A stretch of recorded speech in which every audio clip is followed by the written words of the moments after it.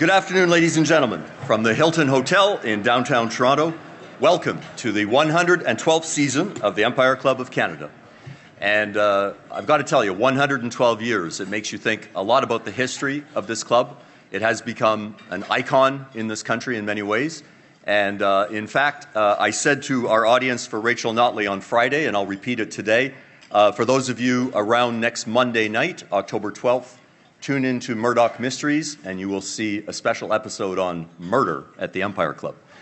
And I understand it's William Shatner is starring in the role of Mark Twain, who makes a speech at the Empire Club, which apparently gets him into a whole lot of trouble. So, interesting, and of course it speaks to the long history of our organization. For those of you just joining us through either our webcast, our podcast, or on television through Rogers TV, welcome to the meeting. And before our distinguished speaker is introduced today, it gives me great pleasure to introduce our head table guests. I'd ask that each head table guest rise for a brief moment and be seated after his or her name is called. And I'd ask that the audience refrain from applauding, please, until all the head table guests have been introduced. In no particular order, Mr. Sam Mantenuto, Vice Chair and Chief Operating Officer, Northland Power, Inc. Mr. Kent Emerson, Director of Operations, Office of the Minister of Finance, and a Director of the Empire Club of Canada. Mr. Chris Donnelly, Vice President and Counsel, Industry, Regulatory and Government Affairs, Manulife.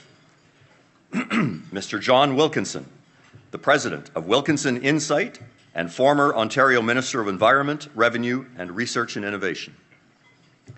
Mr. Thomas Chanzy, Vice President, Public Affairs, the Ontario Trillium Foundation, and a Director of the Empire Club of Canada. Mr. Andrew Bevan, Principal Secretary, Office of the Premier of Ontario. Mr. Ivan Baker, Parliamentary Assistant to the President of the Treasury Board and MPP for Etobicoke Centre. Mr. Paul Foglin, Director, Government and Stakeholder Relations, Ontario Retirement Communities Association, and the First Vice President of the Empire Club of Canada. Mr. Gary Heising, Regional Manager, Northern Region, Northland Power Incorporated. Premier Kathleen Wynne, Premier of Ontario. My name is Gordon McIver. Ladies and gentlemen, welcome to our meeting. And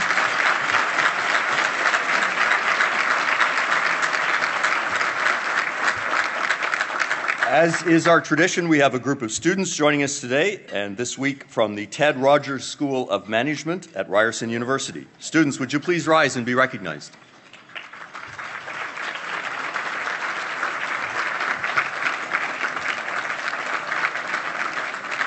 We have a lot of elected officials and VIPs in the room today. I'd like to recognize the ministers, and perhaps they could stand and be acknowledged as I call their name. Starting with Minister Michael Gravel. Welcome, Minister. Minister Mitzi Hunter. Minister Mario Sergio. Minister Stephen Del Duca. Minister Kevin Flynn. Madame la Ministre Madeleine Meilleur. Minister David Zimmer.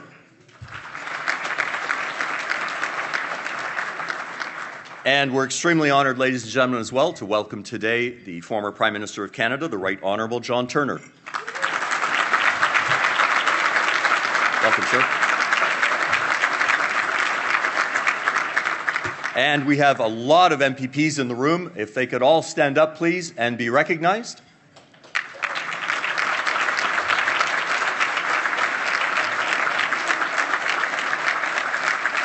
And I want to acknowledge my own MPP, Catherine McGarry. Thrilled to have you from Cambridge. Catherine, welcome. The 25th Premier of Ontario has become quite literally a household name and really does not require another recitation of her extremely admirable biography. So let me instead use this introduction to place her speech today into some kind of historical context from the Empire Club perspective, as we know that this club is quite possibly, as I mentioned earlier, one of the most iconic institutions in our country and has the advantage of being able to look back through thousands of addresses throughout its 112-year history. Now, many people forget that Ontario's 25th Premier is also the province's Minister of Intergovernmental Affairs. She's therefore not only addressing the Empire Club of Canada today as Premier, but as the Minister of the Ontario government responsible for ensuring that her province's relationships with other jurisdictions are operating at an optimal level. This interplay between different levels of government has long been a topic of relevance at the Empire Club of Canada, which was itself set up during a time at the dawn of the 20th century where there was a great turmoil between Canada and Great Britain, with much discussion in the country about abandoning the relationship with Great Britain and joining the United States of America. The origins of this club were to ensure that the young Canada would not join its southern neighbour, but rather remain faithful to what was then known as the British Empire. It is the mandate of the club today, as it was in 1903 when it was founded under the leadership of Brigadier General James Mason, to bring before the Canadian public people in positions of power and influence who can present their perspective and contribute to the national dialogue. Now, other than the bias of not wishing to join the United States and sever ties with the British Empire, there was no Empire Club agenda, and views from all those in positions of power and influence were welcomed without partisanship, and we have remained true to that mandate since that time in 1903. At the club's founding, Sir George William Ross was the 5th Premier of Ontario, and the Liberal Party had been in power for almost 30 years. Wow. Premier, you must like that part of the story. One thing that Premier Ross was always committed to was maintaining good governance and the proper relationship with other jurisdictions, which, of course, in his day would have meant between the King, Canada, and the provinces. He actually addressed this very topic at our podium on May 23, 1910, after he'd left provincial politics and gone to the Senate. In a speech entitled "The Place of the King in the British Constitution," he speaks clearly about a major governance issue of the day, namely, that even the King's representatives in Canada and its provinces had to abide by the voice of the people, the electorate. And I quote from that speech. In 1900, the Honourable Mr. McInnes, Lieutenant Governor of British Columbia, dismissed his ministers and called upon the Honourable Joseph Martin to form a new government. Mr. Martin appealed to the country and was defeated. Mr. McInnes expected that the country would sustain the dismissal of his former advisers, but as he failed in obtaining the support of the electorate, he was himself dismissed and a new lieutenant governor appointed in his place. The constitutional practice seems to be that where the head of the executive government dismisses his advisers and fails to be supported by the electors, that his immediate retirement from office is necessary in order to maintain harmony afterwards in the administration of the government. In the case of the King, the only amends practicable is the restoration of the ministers possessing the confidence of the Canadian public. Now, we, of course, live in very different governance regime in 2015 than was the case in the early days of this club's history. But what remains identical is the ongoing struggle to make different government jurisdictions work effectively together in a confederation that has been called difficult to manage because of its enormous challenging geography matched by the diversity of opinion on how best to achieve that goal. From this perspective, Minister Wynne's presentation today falls squarely into the theme of how Canada's various jurisdictions should work together for optimal efficiency. It is a theme that we've explored often and in multiple scenarios over our 112 seasons, and we're delighted that Premier Wynne will today continue to add her voice to that national debate, as have so many others of every political stripe before her. Fortunately, it is a debate that Canadians do not shy away from, whether discussing relationships with the monarchy and its representatives or between our three basic levels of government. And it is a debate that has always made our democracy stronger and more resilient as a result. So, ladies and gentlemen, it's my very distinct pleasure to welcome, once again, in fact, for the third time to our podium, the 25th Premier of Ontario, Kathleen Wynne.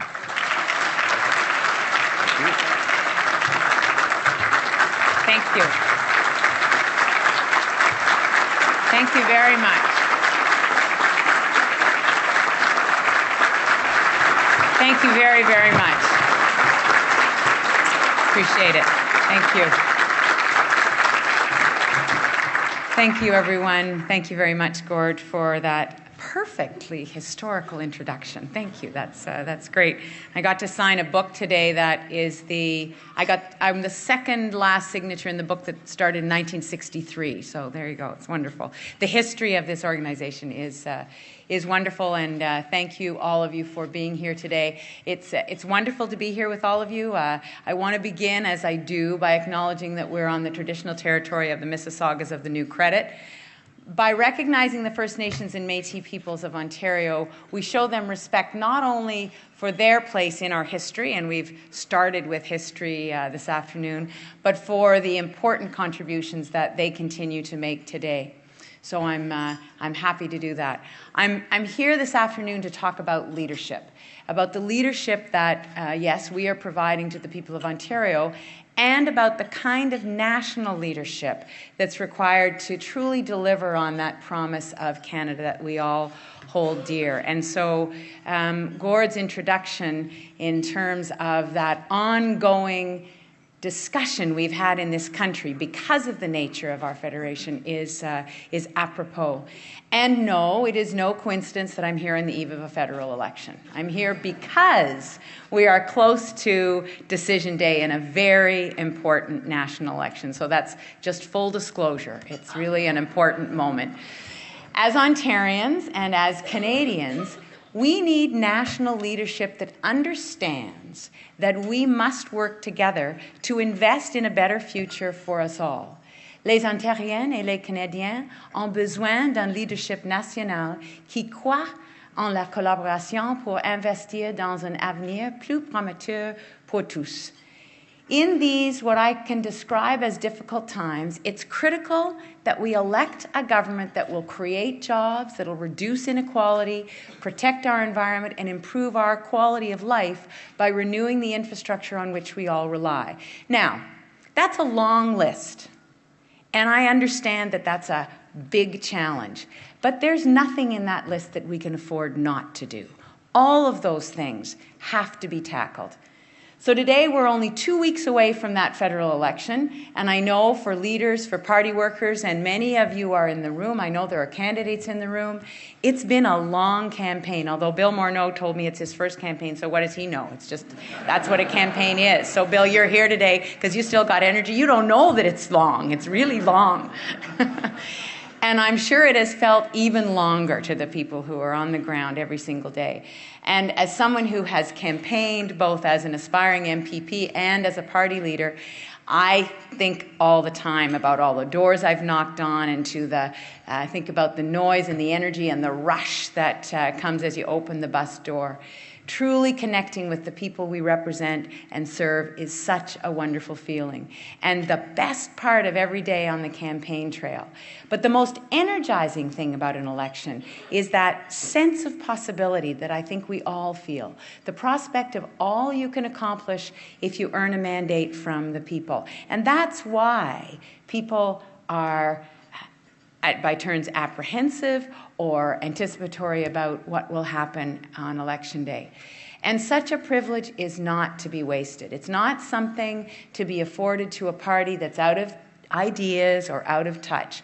We all should entrust our national government to a leader and a party with new ideas and new energy that suit the times and meet our needs.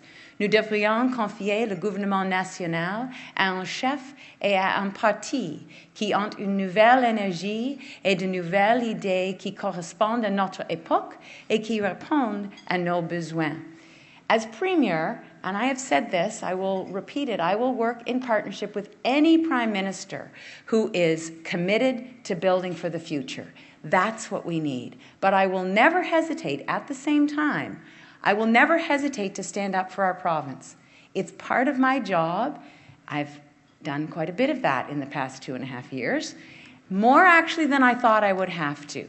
But when a Prime Minister declares that he's delighted to thwart the will of a duly elected government with a mandate to improve retirement security, just for example, you are darn right. I am going to fight back. I am going to stand up for the people of Ontario.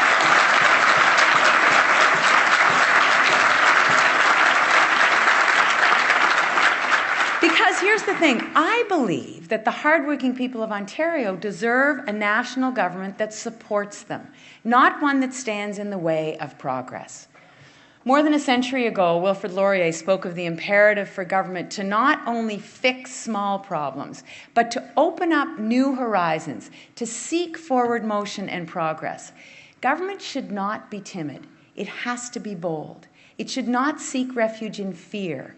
It must speak in an optimistic voice to the very best of us. Above all, government should not shy away from challenges. It must confront them. In fact, I would suggest that that is what government exists to do. It's not easy, but it's what it is in place to do. It takes time, it takes effort and determination, and you do not win every battle. That's a reality. But it is the only way to achieve real progress.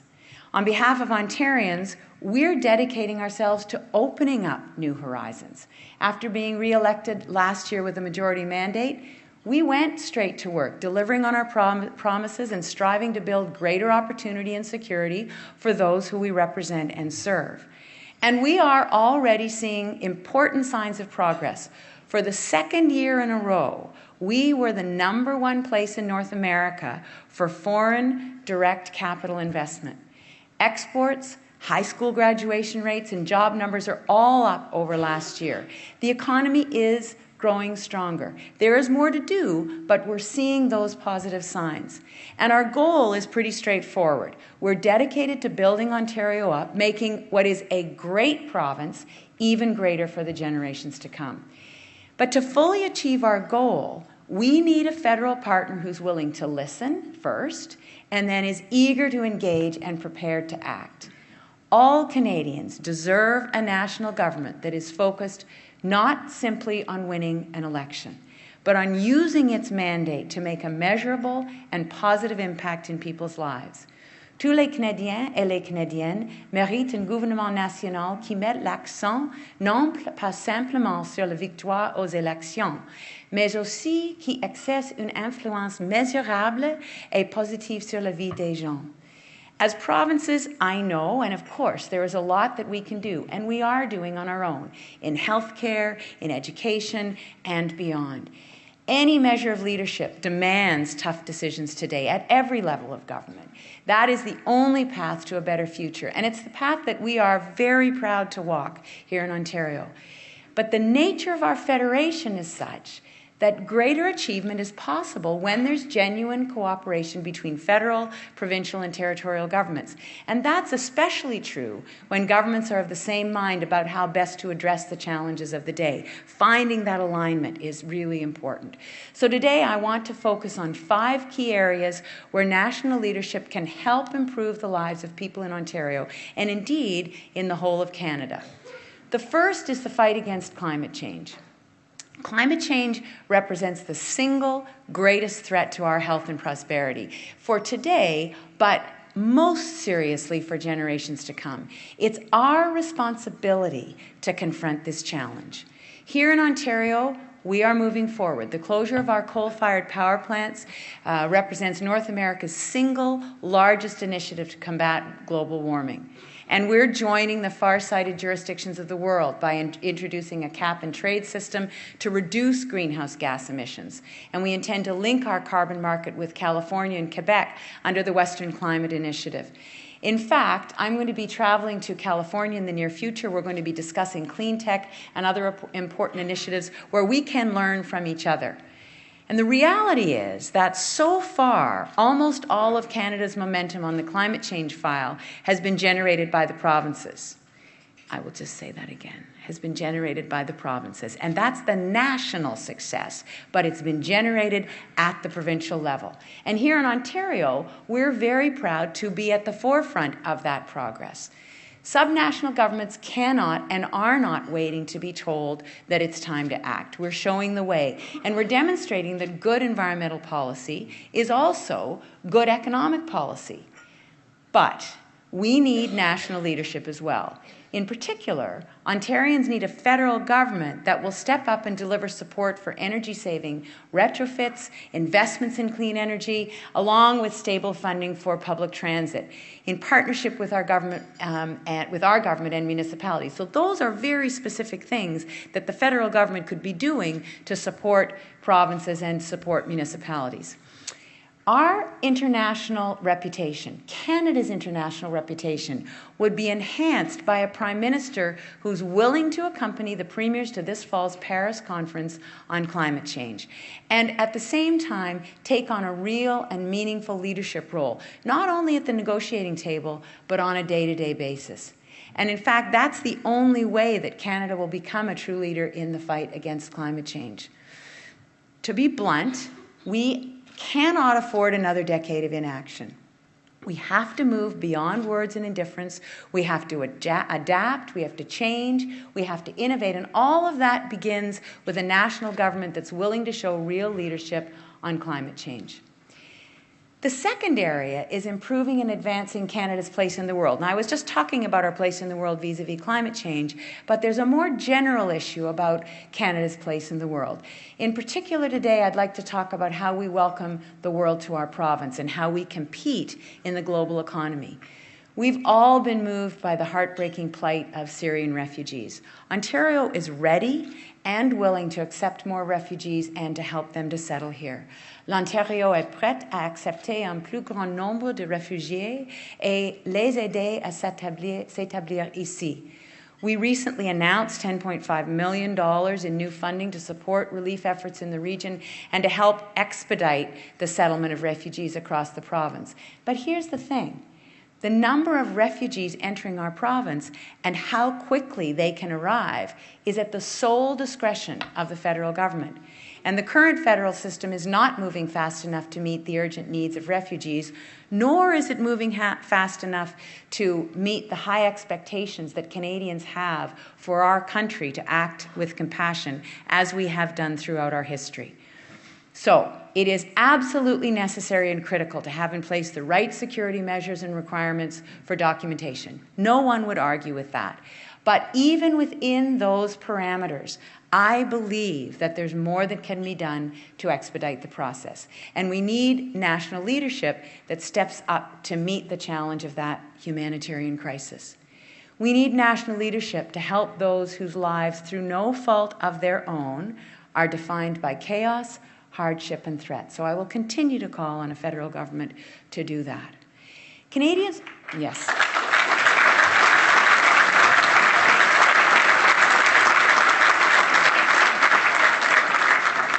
So just another bit on Canada's place in the world. Canadians also require more active leadership on trade. The hard reality is that we continue to lag behind many countries when it comes to accessing certain markets, especially in Asia.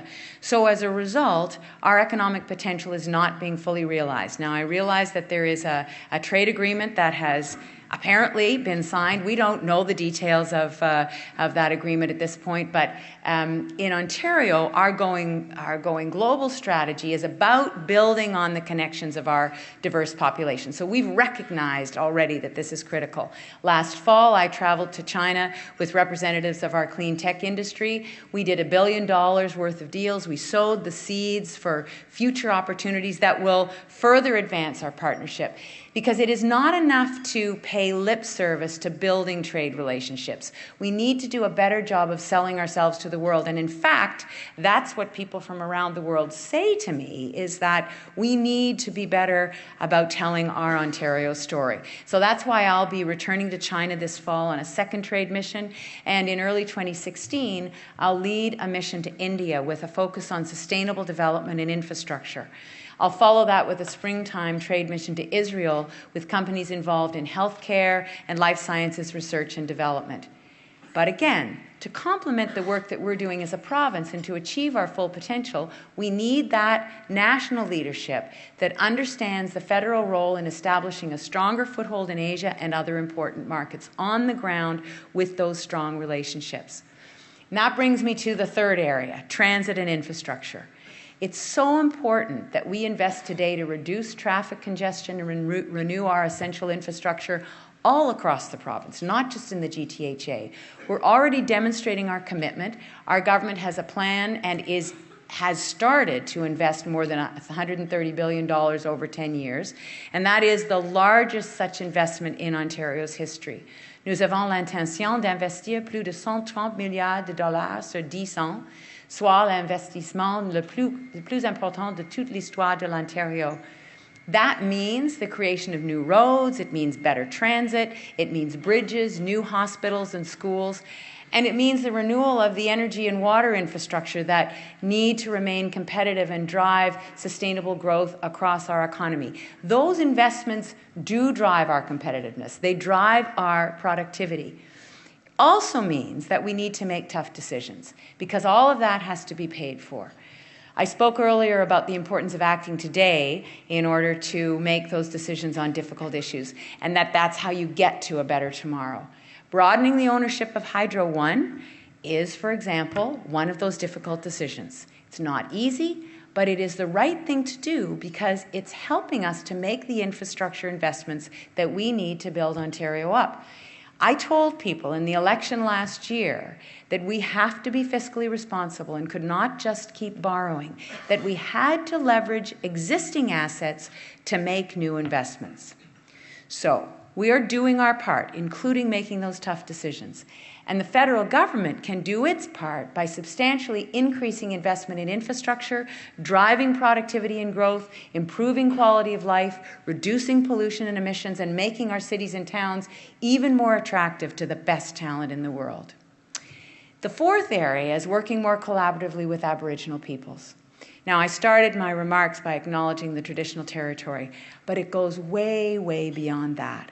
Across our country, there is an imperative to build new and better relationships with First Nations, Métis, and Inuit peoples.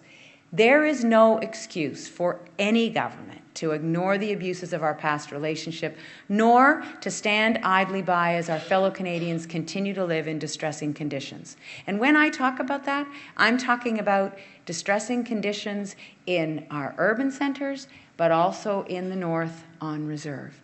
Il n'y a pas d'excuse pour ignorer les abus que nous avons commis par le passé ou de rester muets alors que nos compatriotes canadiens vivent dans des conditions déplorables. We cannot, with any integrity, talk of a healthy, harmonious, pluralistic society until we forge a new relationship with the people whose ancestors were here long before most of ours. Our government is playing its part, but this is an area, like the others, where we cannot do it alone. We need leadership from a national government, real leadership that includes a genuine commitment to breaking that cycle of despair.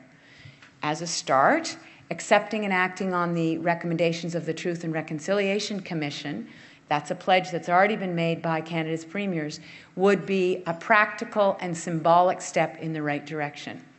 It's also essential that our federal government stop abdicating its responsibility to missing and murdered Indigenous women and girls and agree to a national inquiry.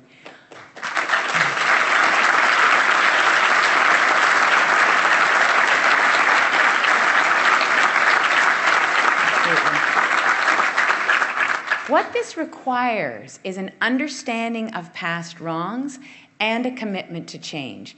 And it demands forward-looking policies that provide serious hope and meaningful change for today's Aboriginal youth. Nearly half of the Aboriginal population in Canada is under 25 years of age. These communities are growing at 4 times the rate of the non-Aboriginal population. So even if, let's say, you set aside the moral obligation, which is acute, but set it aside, that moral obligation to help Aboriginal communities succeed, the economics alone demand national leadership. Because if we fail to improve the education and job prospects of Aboriginal youth today, we will have a serious economic problem tomorrow in the north and in urban centres. So it is in everyone's best interest that we have this work underway at all levels of government. Finally, the fifth area, pensions. We face a serious challenge in our province and in our country. Young people are not able to save enough for their retirement. That is the fact. and fewer companies are offering the kinds of pensions that were the norm for previous generations. Only a third of Ontarians have a workplace pension plan. There is an enormous and widening gap between what people are actually able to save and what they will need to maintain a comparable standard of living in retirement. So, we need national leadership to address this challenge before it becomes a crisis. And I actually have to be frank, because I find myself astonished listening to some of the voices on the federal campaign trail. Only the truly short-sighted could look at a pension contribution and describe it as a tax. We know better. You know better. A pension is a real, tangible, and beneficial investment in our own personal future and in the future of the province and the country that we share.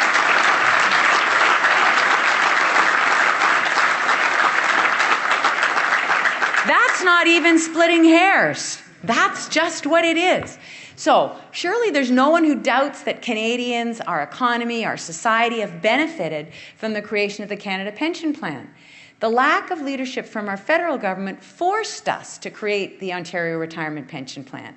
We were not going to stand by and watch hard-working people move toward a retirement in which their standard of living would sharply decline. Under our plan, every employee in Ontario will, by 2020, have the added retirement security of either the ORPP or a comparable workplace pension plan.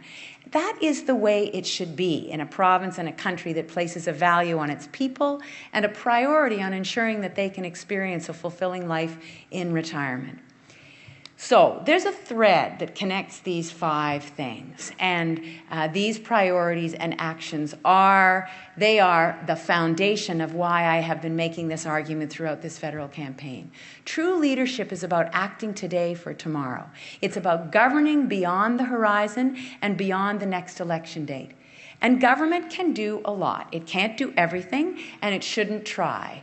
Much of the success that we share in Ontario and across Canada is, of course, the result of efforts of private citizens, women and men who have built farms, built businesses, created jobs, formed unions, volunteered in their communities, raised families, and formed social advocacy groups, and created art. But government can make a positive difference. It can contribute to building a better province and a better country so long as it is led by someone with a passion for service and a clear, sensible plan on how to invest now in a manner that will pay future dividends. So we must think beyond tomorrow, no matter what the challenges are that thinking brings.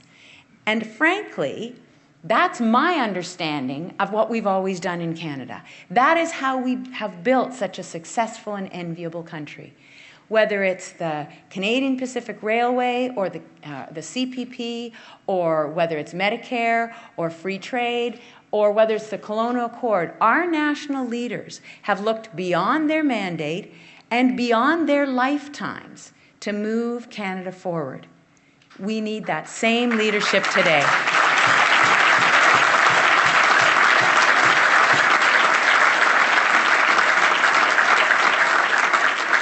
We need a leader with the courage to invest in Canadians now and work in cooperation with the provinces and territories to build an even more prosperous country.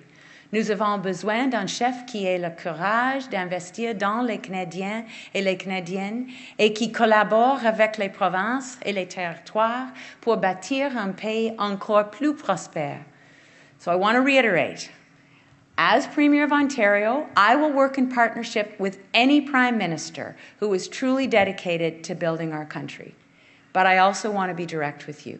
In this campaign, I believe that only one party has demonstrated a genuine commitment to make the investments that Canadians need today, investments that will create jobs and fuel economic growth for tomorrow and beyond. And you will not be surprised to hear that, well, maybe you will. Do you know what I'm going to say? You will not be surprised to hear that it's why I hope that on October 19th, the province that embraced me and my party last year will support Justin Trudeau's Liberal Party and their clear plan.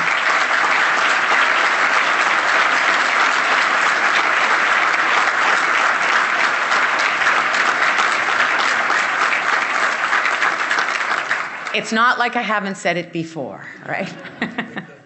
So that is the position that I have taken. But let me conclude with this. Most of you in this room will be familiar with the legacy of Nellie McClung. She was the daughter of an immigrant farmer. Nellie was formally schooled for only a handful of years, and she didn't learn to read until she was 10. And yet, she became a prolific author and an outspoken advocate for women's rights. On Parliament Hill, not far from the majestic statue of Wilfrid Laurier, there's a monument to McClung and the other members of the Famous Five. And it's a representation of perseverance and ambition. It's a reminder of what we can all achieve when we set our minds to it. Nellie McClung spoke and wrote passionately about the urgency of progress. There's a simple but inspiring line that she used that has stuck with me, and she said, and I quote, "Yesterday's successes will not do for today," unquote.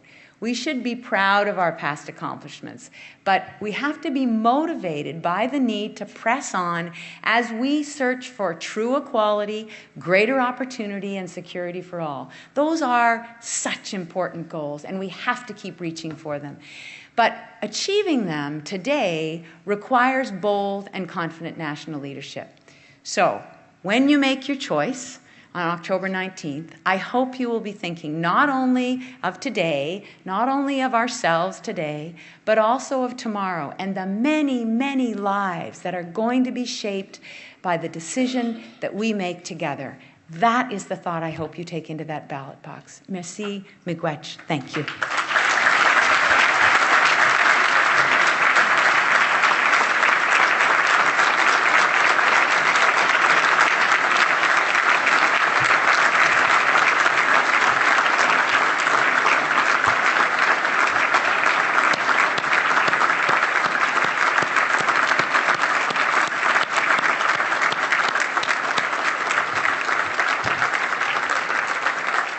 Ladies and gentlemen, to express our collective appreciation from the Ontario Petroleum Foundation, Thomas Chanzy.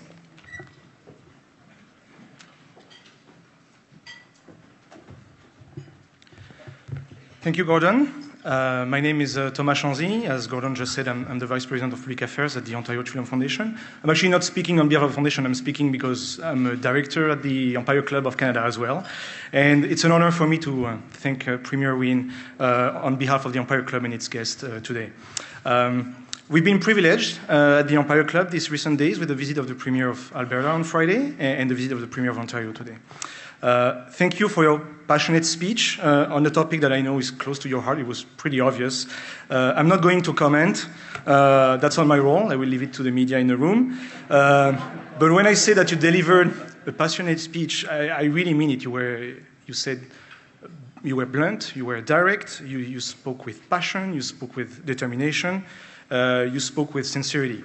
I've had the chance to hear you speak publicly many, many times, and every time we can feel how authentic you are, and every time we can feel how genuine you are. It's something that we hear a lot when you speak from the people who are listening to you.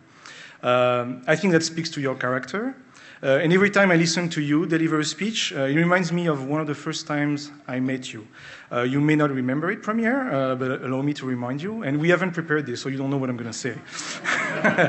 But you know, I'm in the communication field. I need to tell a story to thank you today. So allow me to share a personal story with our audience. For those in the room who don't know me, I actually worked at Queen's Park for 5 years. I worked for Madeleine Meyer, who is in the room. Madame Meyer. I was a communication advisor and then a chief of staff, and I joined Madame Meyer in 2008. At the time, you were Minister of Education.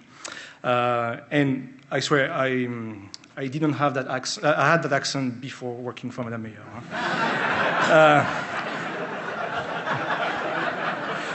So one of my first assignments when I joined Queen's Park was actually to work with your office and with my good friend Pierre Cyr, who's here, to organize monthly Francophone social events for you.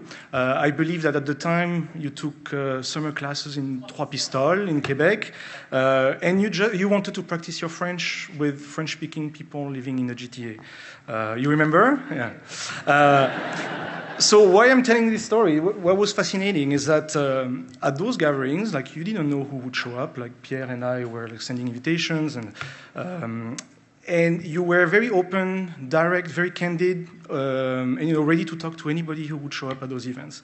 They were not focus groups. There was no agenda at all. You just wanted to speak French on matters that were on people's mind at the time. And so why I'm telling this story is because I could see again the candor, the sincerity that you showed at those Francophone social events. And I'm sure I'm speaking about those Francophone events because I know them, but I know you behave the same way with all the other communities. So some in the room may not agree with your policies or your idea, and that's fine. But there's one thing that we can all agree on, is that today you spoke with passion, you spoke with determination, as I said, and in fact you spoke from your heart. And Premier, thank you for opening your heart to the Empire Club today. Thank you. Merci.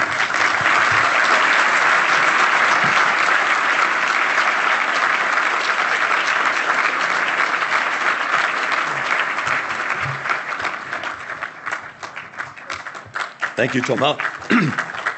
And thank you once again, Premier. I'd like to also thank our generous sponsors today, ladies and gentlemen. Northland Power for sponsoring our main event, Manulife for sponsoring the VIP reception, and Bell Canada for sponsoring our student table.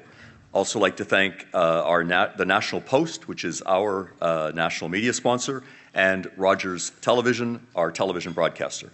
We'd also like to thank MediaEvents.ca, Canada's online event space, for live webcasting today's event right around the world. Please follow us on Twitter at Empire_Club and follow us online at empireclub.org. You can also follow us on Facebook, LinkedIn, and Instagram. And please join us again. We've got some great events coming up this fall, ladies and gentlemen. Next week, we have Dr. Graham Scher stopping by, the CEO of Canadian Blood Services. He'll be here on October 13th at the Arcadian Court. The following day, October 14th, we have Michael Medline, the President and CEO of Canadian Tire, at the Arcadian Court as well. And while I see so many red ties in the room, I should also mention that Minister Glenn Murray is joining us on November 5th at the Sheraton Hotel. And finally, you won't want to miss the Governor of the Bank of Canada on December the 8th, who is going to come by and do a major address on Canada's economic performance over the past year and how that bodes going forward for 2016. Thank you, ladies and gentlemen, for your attendance today. This meeting is now adjourned.